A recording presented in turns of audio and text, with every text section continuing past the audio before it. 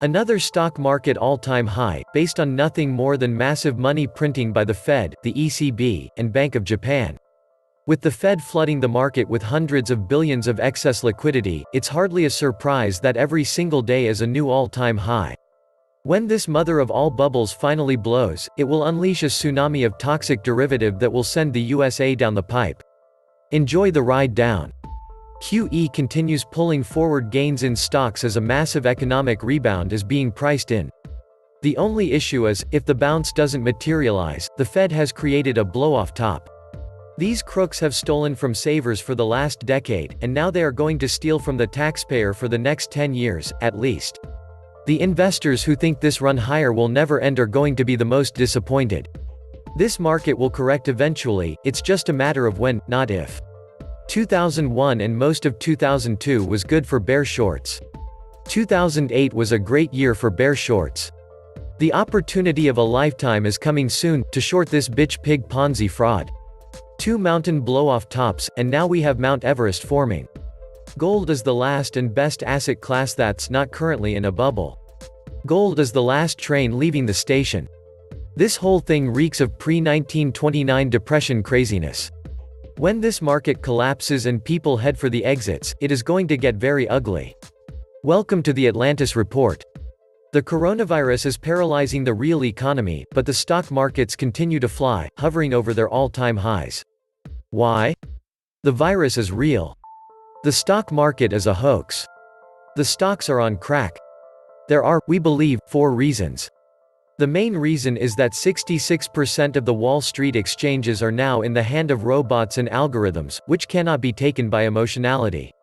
So while the central banks put the effects of the disease into their forecasts, the machines believe that the crisis will have a temporary effect.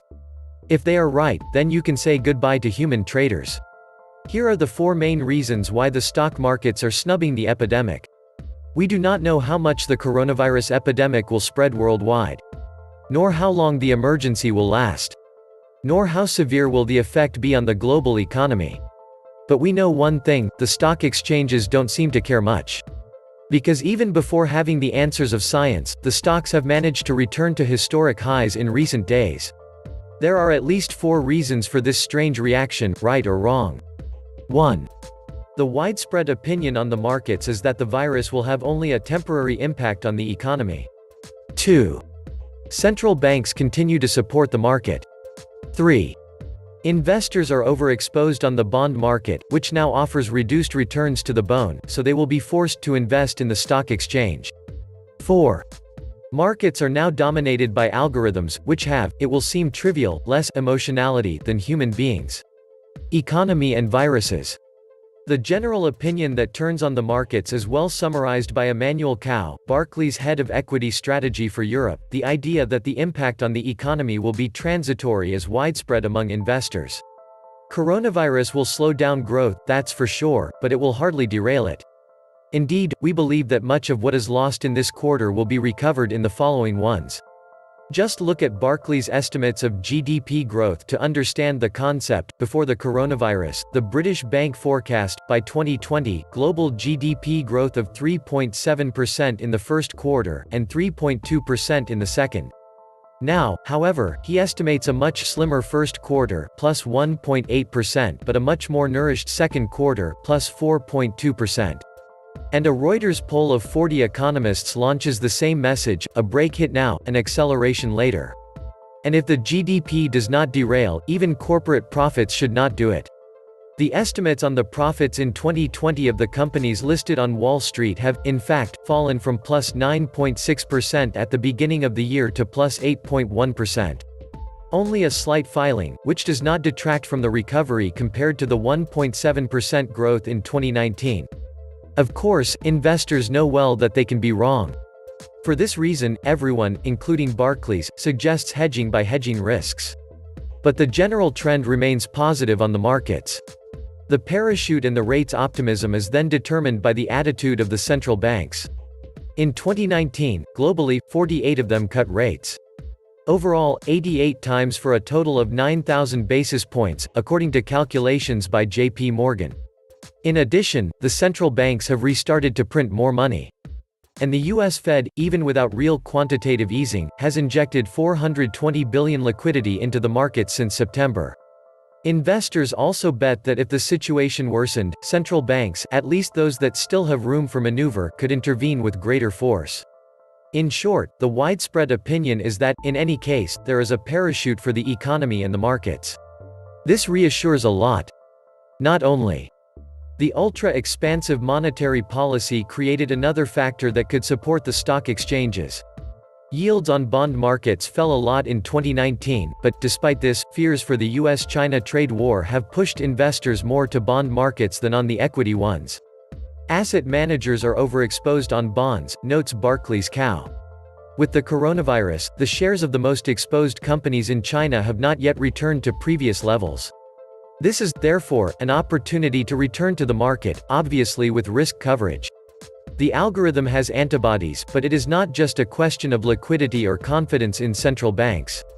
The coronavirus epidemic is a tragic phenomenon that, whether we like it or not, awakens ancestral fears in man. A situation that can trigger the classic irrational reaction, even on markets. Except that, according to IT Group, in 2019, about 66% of Wall Street exchanges are held by robots. The share is 55% globally. That is, a large part of the operation is managed by software which, excluding the emotionality, may have calmed the price lists. Not only. According to experts, it is plausible that the automatic strategies, often based on the analysis of the historical series, have underweighted, if not even considered, the variable of the coronavirus epidemic. For what reason? Simply because, beyond the difficulty of defining its parameters, it is a new reality. Of course, the empirical proof of this evaluation at present is impossible. Furthermore, the use of neural systems makes robot traders increasingly able to adapt to the reality in real time. And yet it should be remembered that, even in the period of the risk of military escalation between the US and Iran, many analysts have observed that the stock exchanges have maintained a compounded behavior. Today, as then, the algorithm has rationally invested and limited the emotion of the markets. Time will tell if they saw it right. 2. The coronavirus and the toxins of uncertainty. Central banks are well advised to mention coronavirus in their macroeconomic forecasts, but being very careful from now on. The boomerang effect is around the corner if we already look at the extreme emphasis that the media have given to their speeches. Be careful of the weight of the words. In recent days, several central bankers have illustrated the state of the macroeconomic scenario in public interventions for the coming months: Ignazio Visco in Brescia, Christine Lagarde in Brussels, Jerome Powell in Washington. Each of them dedicated a phrase, no more, to the possibility that coronavirus could affect economic results during 2020. The multiplicative effect of those sentences through the media mechanism appears relevant. Today we do not have, and we cannot have systematic and robust data, but we only look at the impact on search engines of that phrase compared to the total of the event in which that phrase was pronounced.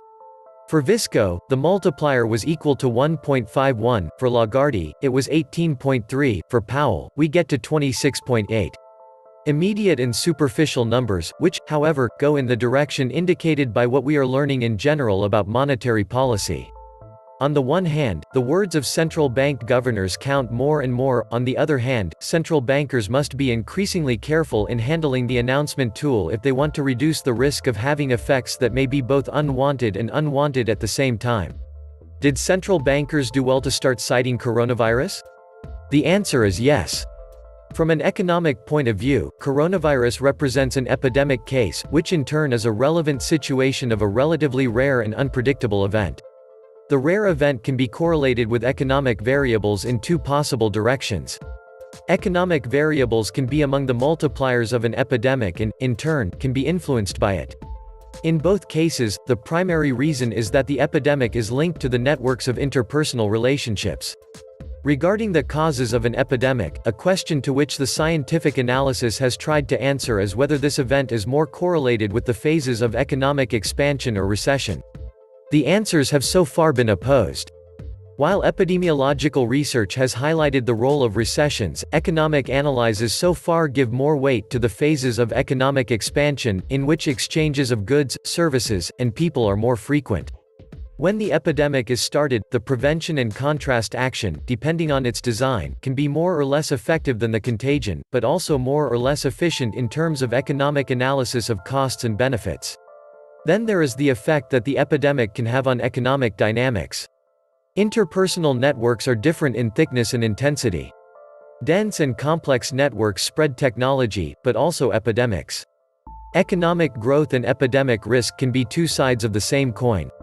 With regard to coronavirus, at a time when the duration and robustness of the positive phase of the economic cycle are unknown, even only the risk of an epidemic can, in principle, contribute to tip the balance towards recession. Like? The transmission channels are too intertwined: uncertainty and expectations. This is where the role of monetary policy can come into play.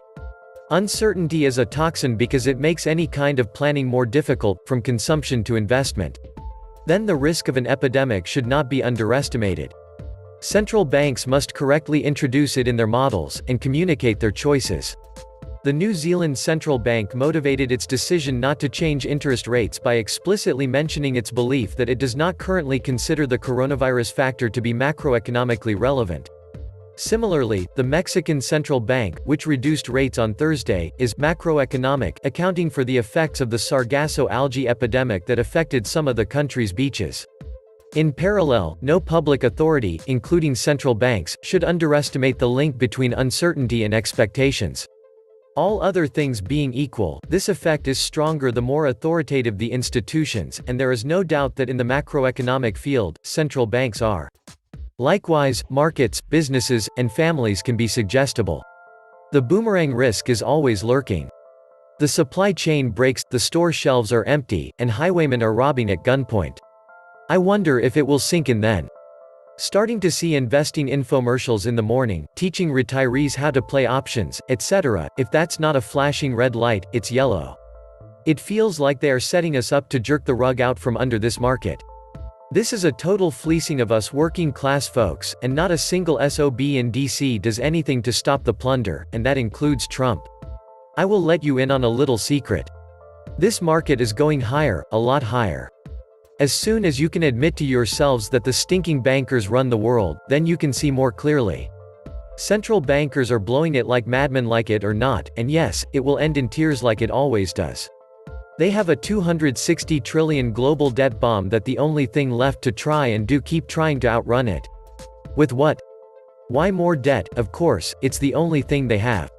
Is it insanity? Absolutely. The alternative is to stop and let it blow up now. Not a politician of central banker alive that will make that happen and be blamed for all of it. It's the great wealth transfer they always pull after blowing gigantic bubbles and baiting you in. Prediction number 2. You're going to start hearing less and less about the novel virus. I would not doubt if they even ban everyone from talking about it. They will print us to Venezuela, be sure of that. In not too distant future we will see Dow and DAX at Weimar Republic levels. Repo runs since September 17, 2019 on a daily basis. The Venezuelan stock market is the same. A common result of hyperinflation through unlimited money printing and currency debasement. Trump's solution? Lower interest rates. Yay, that'll fix it. Fix it good. This was the Atlantis report. Please like, share, and subscribe. Thank you.